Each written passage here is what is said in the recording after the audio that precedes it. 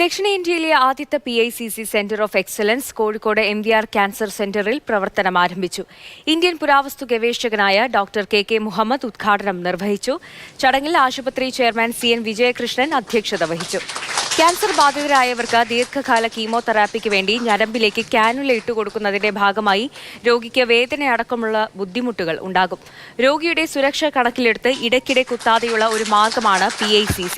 ഇതിലൂടെ വേദനരഹിതമായ ചികിത്സ ഉറപ്പുവരുത്തുകയാണ് MVR cancer centre ചെയ്യുന്നതെന്ന് ആശുപത്രി അധികൃതർ അറിയിച്ചു. ഇതിന്റെ ഉദ്ഘാടന സമയത്ത് പറഞ്ഞിരുന്നു, എല്ലാ ആളുകളെയും നമ്മുടെ മുഖ്യമന്ത്രിനെ ഇരുത്തി പറഞ്ഞിരുന്നു. 2017 ഉദ്ഘാടനത്തിന് ഞാൻ പറഞ്ഞത് 2027 എന്ന് പറയുന്ന സമയമുണ്ടെങ്കിൽ ലോകത്തെ ഏറ്റവും വലിയ ക്യാൻസർ സെന്ററുകളിൽ ഒന്നായിട്ട് ഇത് മാറും.